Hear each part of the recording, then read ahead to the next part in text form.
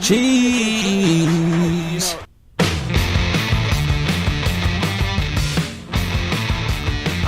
Welcome back to another episode of That's Some Cheese, part of the Vendetta Sports Podcast Network.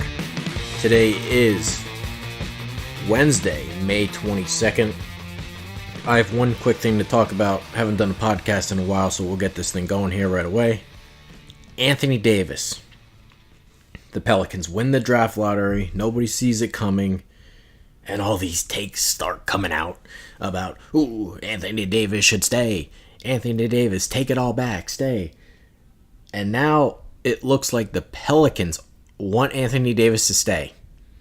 Take a listen to what Woj had to say in his little report. In just the minutes prior to New Orleans winning the draft lottery in Chicago, getting the chance to draft Zion Williamson, number 1 overall, I spent some time with the Pelicans' new executive vice president of basketball operations, David Griffin, and he called what was about to happen. Now, it was, I think, more enthusiasm than necessarily confidence, but he said, hey, we're going to win the lottery tonight. We're going to get it Zion, and then we're going to help convince Anthony Davis to want to stay in New Orleans. And that certainly was his goal, and the example and the blueprint that Griffin used with me. He looks at Oklahoma City with Paul George. He looks at Toronto with Kawhi Leonard. But the way Griff has looked at the situation in New Orleans is that he's new to it. He just got here. And all the reasons that led Anthony Davis to ask for a trade last season occurred before his regime took over in New Orleans, and getting that number 1 overall pick, having the chance to sell a future with Zion Williamson, it buys David Griffin some time right now. And remember, Anthony Davis is under contract. They don't have to trade him at the draft. They don't have to trade him before free agency on July 1. Starting on July 1, he is eligible to sign a $239 million Supermax extension. Okay. Okay. All right, let's start here. If you're the Pelicans, publicly, to the media, this is great. Because they need leverage, right? All options should be available. Ooh, we don't have to trade them. You better blow us away in a package. That should be the thought process, right? Publicly. Privately, inside the Pelicans facilities, inside the front office, inside the locker room, there should be one thought and one thought only. Fuck Anthony Davis. Fuck him. This guy didn't request a trade before the season started. He didn't request a trade privately behind closed doors. He requested a trade in the middle of the season, put one team on his list, and sent Ratface to do all his conspiring to try to put him on the Lakers. He then doesn't get his trade request, doesn't get traded, pouts and mopes about how he still wants to play.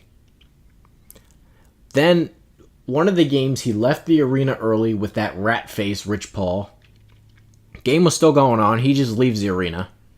Last day of the season, he wears a t-shirt that says, "That's all, folks," and claims his mom dresses him. Fuck this guy. The Pelicans have been handed the ultimate gift. They got Zion Williamson. Milwaukee is showing us the blueprint of what this should look like. It's called Giannis and a bunch of shooters. Do you know what doesn't work?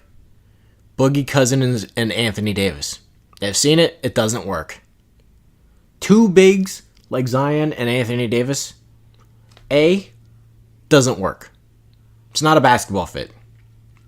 This league, and will continue to go in this direction more and more and more, is a shooter's league. Zion is the point of your offense. The other four guys need to defend and knock down shots. because that's what Milwaukee is, and they're the best team in the East. They have Connaughton, Brogdon, Middleton, Mirotic, Bledsoe. All their guys. Shoot, defend.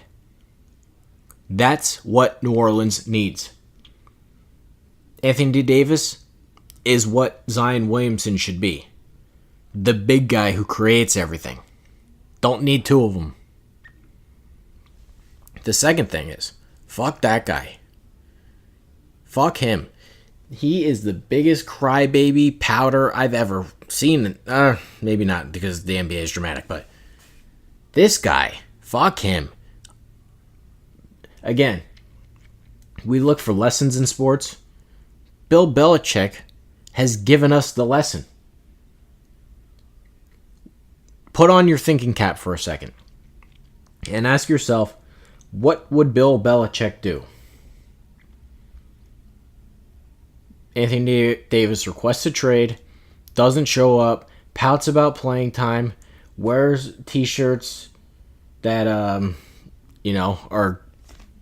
a laughing stock. That's all, folks. Runs around with his rat face agent. How would Bill Belichick handle this? He'd be traded. And in fact, I don't think Bill Belichick would care what he even gets in return. He would say, fuck this guy, I can't win with him. And if I'm a team trading for Anthony Davis, I don't want him either. I honestly don't. I don't want him. Number 3, the fucking guy's always hurt. He's always hurt. He hasn't gone 1 year where he's been healthy. He can barely play 60 games a year. You don't know if he's going to even show up in the playoffs. Fuck him. So, again, publicly, to the media, New Orleans, great. We can keep him. We can sell this. Privately, fuck you. That should be your message. And another thing, New Orleans, you really want to mess? Let's say he gives you a 50-50 shot and says, I'll think about staying. Still fuck you. Still a big fuck you. Because why would I risk the 50-50 proposition of losing him for nothing?